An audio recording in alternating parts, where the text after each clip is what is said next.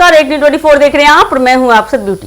देखिए, बिहार की सियासत की बात करें तो जहां एनडीए पूरी मजबूती और एकजुटता का प्रदर्शन कर रहा है, वहीं महागठबंधन में फूट की खबरें लगातार सुर्खियों में बनी हुई है। बीजेपी बिहार ने अपने आधिकारिक एक्स यानी ट्विटर अकाउंट से पोस्ट कर दावा किया है कि एनडीए गठबंधन में सीटों का बंटवारा पूरी तरह से तय हो गया है और सभी दल मिलकर एकजुटता के साथ चुनावी मैदान में उतरने को तैयार भी हो चुके हैं।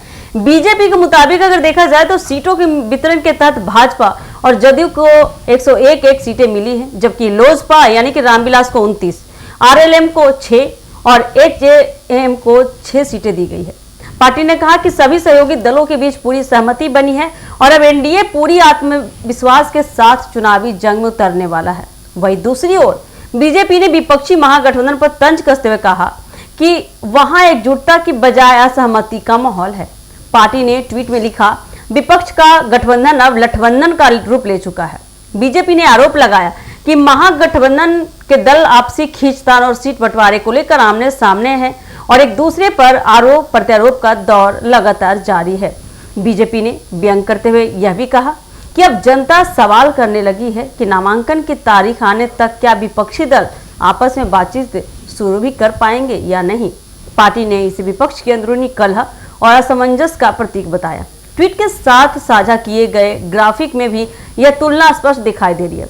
एक और एनडीए एकजुट शीर्षक के तहत भाजपा, जदयू, लोजपा, एचएएम और आरएलएम के प्रतीक चिन्ह दिखाए गए हैं। वहीं दूसरी ओर महागठबंधन में फूट शीर्षक के साथ दो नेताओं की परछाइयों को आमने सामने टकराते हुए दिखाया गया है, जिसके बीच बिजली की चमक असहमति का संकेत देती है। बीजेपी के इस ट्वीट को स्पष्ट रूप से एक राजनीतिक संदेश और चुनावी रणनीति के रूप में देखा जा रहा है।